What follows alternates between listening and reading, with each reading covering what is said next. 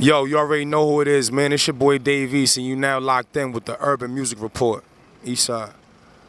Stay connected at urbanmusicreport.com for the hottest music features and videos, fashion reports, sports stories, entertainment news, and technology updates at urbanmusicreport.com. Stay connected.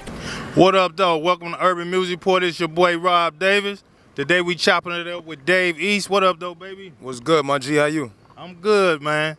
Okay, so you from Harlem, right? Yup. Okay, now you are the prime example of not waiting for something to happen. Yeah. Going out there and creating your own buzz. Mm-hmm. So now you done created this buzz called Dave East and you basking in it. What is that? What's that like, man?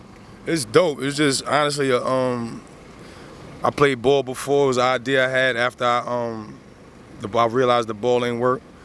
I just went hard with it, honestly. I really can't, like, all the stuff that's happening with it now, I really didn't see it like it's happening, but I always knew, like, if I really took it serious and just locked in, something was going to happen, you know what I mean? Right. Okay, now tell me about this Nas and Mass Appeal relationship and how that came about. Nas' brother, Jungle, Nas from Queensbridge, and my aunt lived in Ravenswood project. It's like the next project over from Queensbridge. So I knew Jungle forever, just going over there, doing whatever I was doing in Queensbridge. So once the hood started talking about me rapping, I started taking it serious. Jungle, I guess he put Nas onto it, you know what I'm saying? And I got a call from Nas. It was like 2014. Right. Nas, I was still living in the projects in Queens. He called me and was like, I love what you're doing, you know what I'm saying? You really got a story behind what you're talking about. You don't sound like nobody else. Right. And he told me he had a label called Mass Appeal Records. Okay. So I was like, whatever I got to do to get down, let's do it. That's just been one of my favorite dudes since I was younger.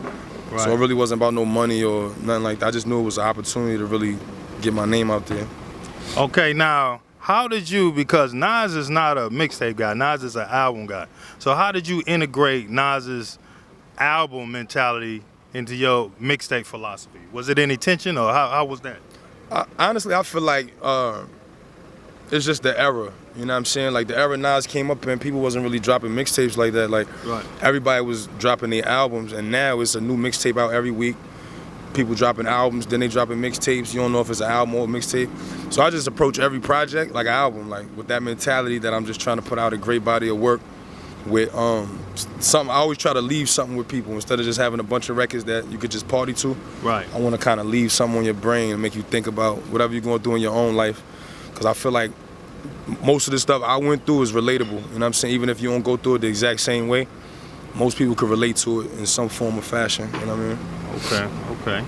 Now, I mean, from Black Rose to Paranoia 1 and 2, you've always, like, your music always been about, like, authentic tales of survival, but it's also has been about fashion. Mm-hmm. So even with the music, if 100, you out here put your name out here, mm-hmm. but 100% you're A-list when it comes to fashion. Mm-hmm. So, how did that come about? Like, what was your inspiration behind the fashion? Because you always been some type of trendsetter, a guy since you stepped on the scene. Harlem, just growing up, seeing everybody. Like, I didn't really know no rappers growing up. Like, I knew dudes like sold drugs and hustled. You know what I'm saying? So I'm used to seeing them fresh. Right. That's the first dude I ever seen with a rollie. He wasn't no rapper. You know what I'm saying? Like, right. Or the first dude I seen with Gucci and all, they wasn't rapping. So, and I was seeing that since a kid. So I just took what I grew up around, and I used to always say that, like, man, as soon as I get me some money or as soon as I get in the mix, right? You know what I mean? I know how to put it together. I just ain't have it before. I was broke. You know what I'm saying? But as soon as I got into a position where I could make it work, you see it. You know what I'm saying? Have you caught the attention of any fashion houses? Yeah, a lot. I just did a deal with Puma. Wow. I just did a deal with New Era, the hat line. Okay. Got my own fit about to come out. Okay. So yeah, I'm definitely moving, man. All right. I'm working. All right. Now, how did it feel to have such a fashion icon such as Tyra Banks when she put it out there? She said, "You trying to rap? What you need to be out here modeling?" What was that like for you? That was dope. That's like Steven Spielberg telling you to act. You know what I'm saying? Like and off of her doing that, I got a lot of different agencies calling me to model. You know what I mean? So Tyra, thank you, baby. I appreciate that. Word. Okay, so now you say modeling. Now you're also an artist, right? You're a gifted artist, gifted ball player. So tell me about your artistry. Yeah, I could draw. That's something I used to do like as a kid, and it I kind of fell off it once I got really into basketball. Okay. But that was like my first love, painting. You know what I mean?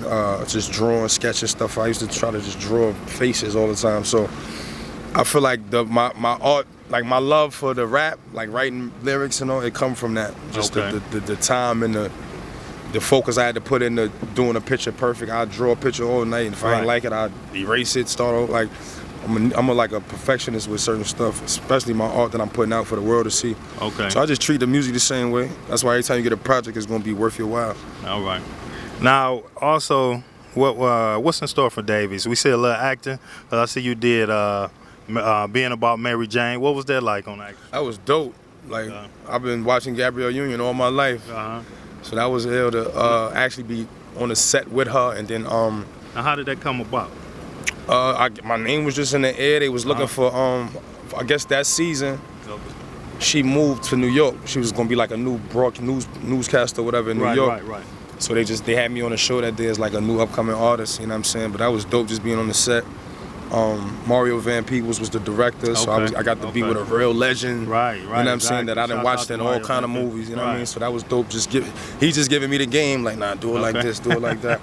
That was dope. I also was on the breaks with Wood Harris, Mac Wilds, Tiana Taylor. That was dope. So yeah, a lot of acting coming. Oh, I'm doing everything I could do. If I could come out with a sports drink, whatever, I'm trying to capitalize. Man. Right. Okay. So you out here? What you doing out here tonight? I got a show tonight. It's my second time actually out here in Arizona. Okay. But we on the Paranoia 2 tour right now. Okay. Every show been sold out up until tonight. I'm trying to see what it's looking like out here tonight. Okay. But yeah, it's lit, man. It's lit. P2 out right now, killing. Okay. Now, what advice would you have for up and coming artists out here trying to get their music out to the masses? Just go hard, man. Don't can't base what you doing on whatever other people saying or how many followers you got. Like, I feel like people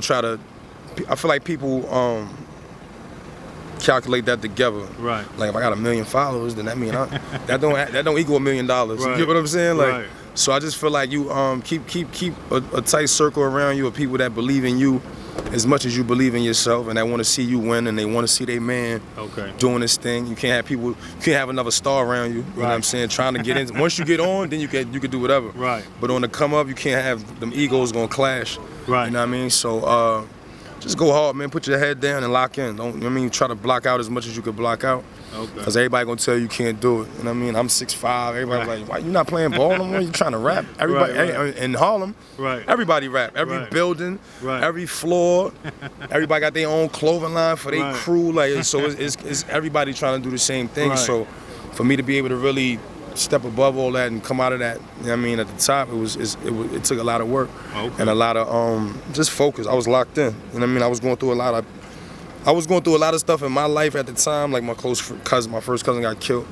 My closest family was getting locked up, getting like real time. Right. So I was realizing like what could happen with me if I wasn't locked in with the music. You know what I'm saying? I could be going to jail. I could be getting killed. Right. So I just put every time, every minute of the day into the music. You know what I'm saying? And it worked out. All right, man. We see you doing your thing, man, and we wish you continued success. I want you to just let our viewers know and our listeners know just how to get in contact with you, man. Your Instagram. On IG is @DaveEast. Twitter the same thing. My Snapchat is Miss You Leak. That's LIK for with the leak. But yeah, that's the main 3 like social networks I be on. Okay. All right, man. Well, we appreciate you. You heard it right here on Urban Music Report. Your boy Rob D, Dave East. Peace. Harlem.